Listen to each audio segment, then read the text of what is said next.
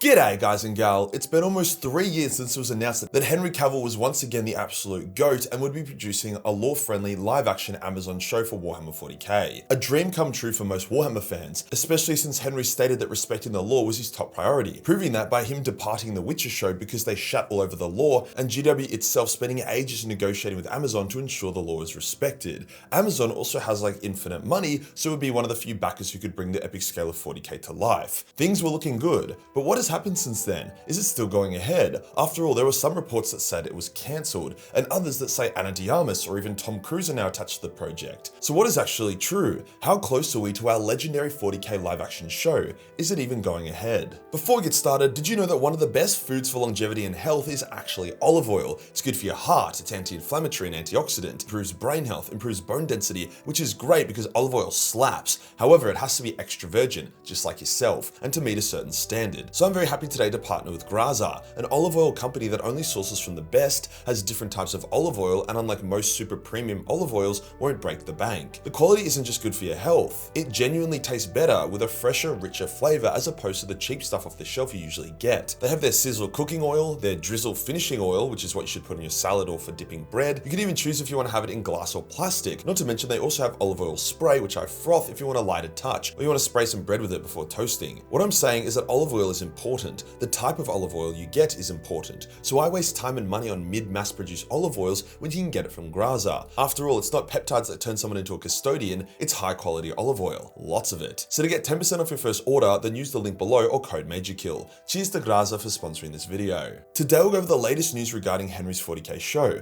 why it seems to be taking so long, and what clues have been dropped so far that could indicate what setting it will be taking place in. Let's get into it.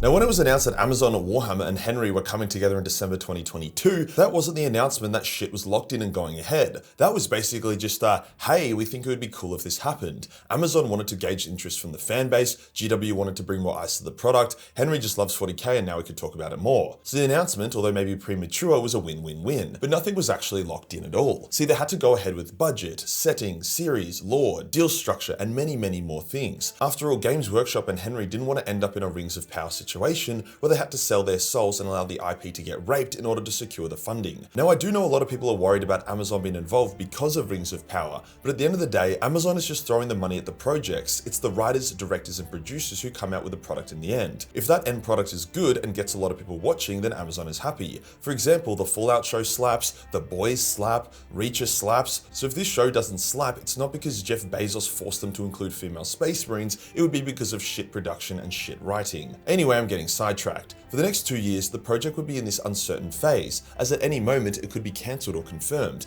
However, thankfully in December 2024, it was publicly announced that all the boring shit, like who gets to finger whose hole and who gets the merchandising rights, was now sorted. The contract was signed, and now the fun part can begin. So unless we get some tragic, unexpected news, we will be getting the live-action Amazon show. So all those cancellation rumors are unfounded. Now, between Amazon and Games Workshop, they had an NDA that was tighter than a nun's vagina, so very few concrete details have emerged since then. However, Henry did take to Instagram to personally announce the confirmation of the show and even said that they had decided on what part of the setting they were going to start with. This also coincided with Amazon releasing the much beloved Warhammer 40k secret level episode, almost like a teaser and taster for how Amazon wanted to approach the 40k setting, and we can comfortably say that so far they've fucking nailed it. Now, in terms of what setting they ended up on, do we have any clues? Not really, I'm afraid, but I seriously doubt it's the Horus Heresy. A, because that would just be way too retarded of a starting place due to the complexities and monstrous budget required, and B, Amazon is going to want to start with something smaller, more focused, and more budget friendly to test the waters here. Going balls deep into creating the ultimate 40k show would literally cost billions of dollars. As I said in my video nearly 3 years ago when I discussed what the show should do,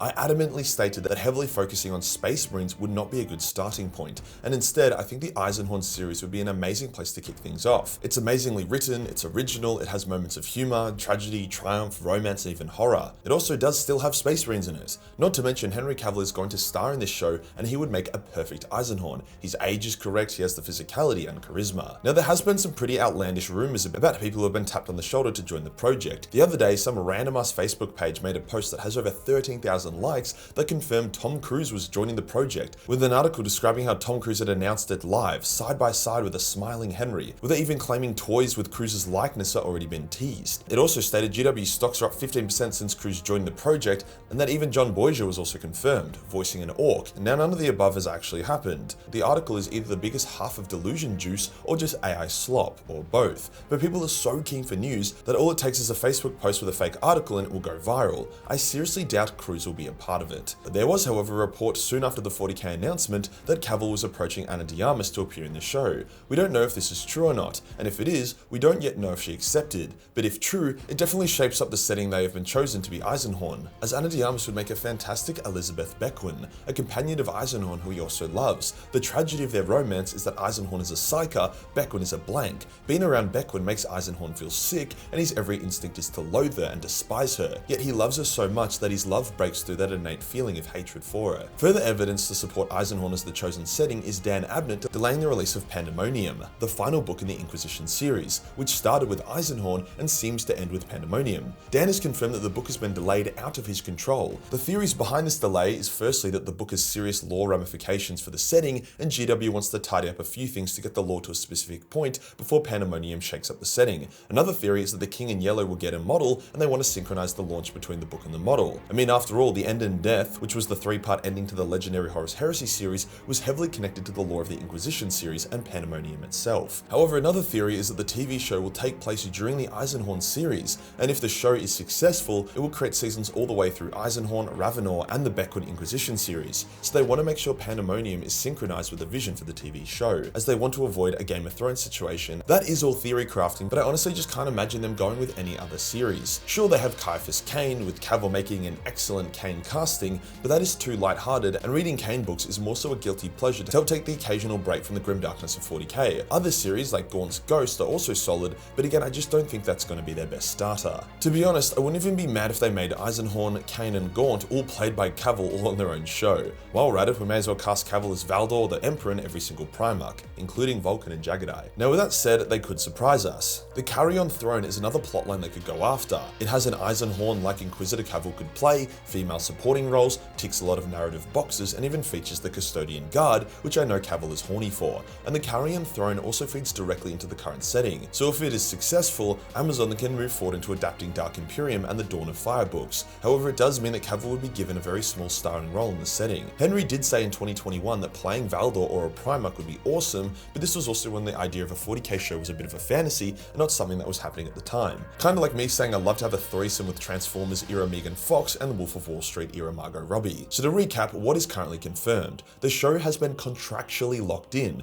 with Henry, GW, and Amazon all reaching an agreement. Pre-production is currently in progress, with a writing team being formed or having already been formed. The series they will tackle first has also been locked in. Cavil has been going around and speaking to various actors and actresses about the project, but we don't really know who for sure. Cavil has emphasized how challenging it is to bring 40k to the big screen in a way that respects the lore, but also makes it accessible for a wider audience, a challenge he said he is loving. This indicates it's all full steam ahead. The show will not be released for a number of years from now. They are treating it like the start of something huge, so there will be a lot of pre-mapping and pre-work to create the foundation. Anything other than what I just said is rumor, speculation, or just straight up false. It's coming up to a year since Cavil made his post telling us that the deal was confirmed and pre-production had officially begun, so I imagine we aren't too far off getting something more concrete in the near future. I, for one, am getting all oiled up and excited.